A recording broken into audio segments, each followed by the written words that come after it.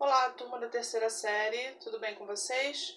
Hoje nós teremos aula de filosofia, tá? Vamos iniciar a aula 2 do capítulo 3 de filosofia. Então vamos lá. Terceira série, filosofia, capítulo 3, aula 2. Tema de hoje, escolástica, tá? Na aula anterior nós trabalhamos com o conceito de patrística, né? E o seu principal representante, que foi Santo Agostinho. Hoje nós vamos trabalhar com o tema escolástica. Lembrando, pessoal, que nós estamos falando da filosofia que foi realizada dentro do contexto da Idade Média, tá? E aí, essa filosofia é dividida entre filosofia patrística e filosofia escolástica, tá? Então, eu dividi a aula dessa forma porque fica mais fácil de compreender. Então, vamos primeiramente falar sobre o conceito, tá? Conceito de escolástica foi um movimento ocorrido do século IX ao século XVI, que tinha como interesse entender e explicar a religiosidade cristã por meio das ideias dos filósofos gregos Platão e Aristóteles. Ou seja, a filosofia escolástica tinha por objetivo explicar, né, as situações, os fenômenos, as circunstâncias, né? De que forma? Unindo fé e razão, né? Então, ela tinha essa questão consciente e crítica, né? Analítica. Era unir a fé e a razão para chegar a um objetivo comum, ok? Representante. Seu principal representante foi São Tomás de Aquino, que viveu de 1225 a 1274. Tá? Ele foi um importante teólogo, filósofo e padre do século XIII e um dos principais representantes da escolástica. Né? Assim como a patrística tem o seu principal representante, Santo Agostinho, a escolástica tem o seu principal representante, chamado São Tomás de Aquino. Ok? Bom, dentro desse contexto de Idade Média, nós vamos ressaltar a importância da filosofia cristã, tá? Ela está inserida dentro do contexto da questão da patrística e da escolástica. Então, vamos dar uma atenção especial ao conceito de filosofia cristã. Lembrando, pessoal, que eu não estou falando de religião, sim? Estou simplesmente explicando a questão da filosofia no contexto da Idade Média, tá? Então, vamos lá. Filosofia cristã é um conjunto de ideias filosóficas iniciadas pelos seguidores de Jesus Cristo, do século II aos dias de hoje. Tem por objetivo unir ciência e fé. O apóstolo Paulo pregou em língua grega em todos os grandes centros. Houve grande aceitação do cristianismo entre os gregos e os romanos. Em Roma, o cristianismo emancipou-se depois de 3 séculos de contradições e perseguições aos cristãos. É simples entender o crescimento do cristianismo, pessoal, por quê? A pregação cristã era dirigida sobretudo aos moradores mais pobres de Roma, tá? Esse contexto aqui está inserido sobre a questão da expansão do cristianismo. Então, vamos lá. Bom, vamos nos transportar no tempo, né? Estamos no período romano, tá? Então, os cristãos dentro de Roma eram perseguidos, mortos, passavam por muitos problemas, muitas necessidades, tá? Eles eram objetos de zoação, as pessoas debochavam, caçoavam deles, pois que os romanos seguiam religiões pagãs, né?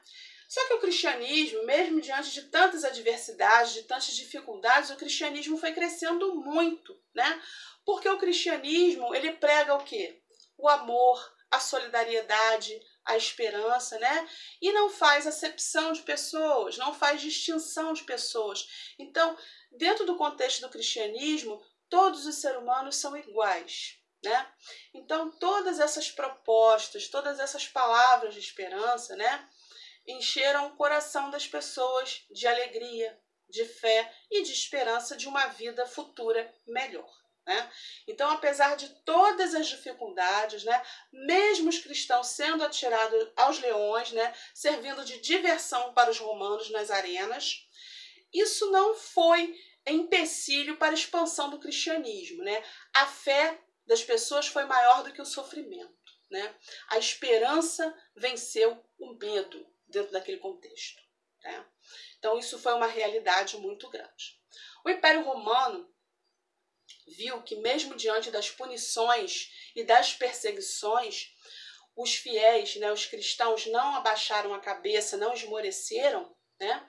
Então, o que o Império Romano fez depois de 3 séculos, né? Começou um movimento de flexibilidade, né? Alguns imperadores começaram a aceitar, né, o cristianismo. E aí, dentro desse contexto, o cristianismo começou a se expandir e a se expandir cada vez mais, né? Então, é interessante a gente ressaltar esse ponto da história, tá bom? E aí, nos transportamos para o período romano para a gente poder entender a importância, né, da filosofia cristã dentro do contexto da Idade Média, tá? Porque esse movimento, né, cristão, ele começou lá no comecinho da era cristã, né? E ele foi seguindo, né, e teve seu apogeu na Idade Média. Como eu já falei anteriormente, em outras aulas eu vou reforçar, né? A vida das pessoas era regida pela religiosidade, tá? Então, a religião era o elemento agregador, né? Era o elemento que unia a sociedade, que regia a sociedade, tá? Então, eu quero que vocês entendam o seguinte, tá? A importância do cristianismo, ela foi muito grande dentro da Idade Média, tá? Ao ponto de fazer esse link, tá? Essa conexão. A expansão do cristianismo, né? O início do cristianismo, né? E o seu apogeu na Idade Média, tá? O cristianismo começa lá nos primeiros séculos depois de Cristo, tá? Assim que Cristo morre, em 33 da era cristã, essa expansão, a pregação do evangelho torna-se uma coisa cada vez mais forte, né? Apesar de todo o sofrimento, apesar de toda a perseguição, tá? E isso vai se perpetuando ao longo dos séculos, tá? E aí, ao seu auge, né, ao seu ápice, dentro do contexto da filosofia cristã na Idade Média, tá, pessoal? Então, prestem atenção nesse contexto, nesse assunto, isso é importante, isso é pertinente, isso cai sempre em questões de Enem e de vestibular, tá? Então, eu sempre ressalto para vocês que todas as disciplinas são importantes e que vocês têm que estudar para as questões de Enem e de vestibular desde da primeira série, desde lá do comecinho do ensino médio, tá bom, pessoal? Bom, entendidos até aí, né? Vamos entender o seguinte: qual é a atividade devolutiva da aula de hoje? A D2 de Filosofia da terceira série, capítulo 3, aula 2. Vamos lá. Explique por que no período medieval vigorava o conceito de teocentrismo. Explique com suas palavras. Máximo 10 linhas. Ah, professora, mas a senhora não falou de teocentrismo hoje. Realmente, pessoal, hoje eu não falei de teocentrismo, né? Mas para quem já estudou, sabe que tudo que eu falei hoje, né, está inserido dentro do conceito de teocentrismo, tá, pessoal? Então, é uma atividade simples, né? Mas é simples para quem estuda, né? Não vou aceitar cópia da internet, sempre falo isso para vocês. Se quiserem fazer uma folha de papel, beleza, sem problemas. Por favor, utilizem caneta vermelha não, desculpa, azul ou preta. Lápis não, tá, pessoal? Por favor, fica difícil de visualizar, enfim. Não misturem questionário com trabalho, tá, gente? Separa uma folhinha só para o trabalho, se organizem, tenham um capricho, tá? Tenham um comprometimento, tá bom, pessoal? Exercícios diversos. Número 5, página 16. Questões 6, 12, 14 e 16, tá bom? Eu peço a vocês que, por favor, façam as atividades devolutivas, tá? Com capricho, com cuidado, tá? Estudem a apostila, assistam às videoaulas, tá? Façam os exercícios propostos e as atividades devolutivas, tá? Vocês vão ter uma base, aí vocês vão ter um embasamento e estudem e levem a sério, tá? Sempre. Eu vou ficando por aqui. desejando a vocês tudo de muito bom. Qualquer dúvida estarei à disposição. Um forte abraço, fiquem com Deus e até a próxima aula.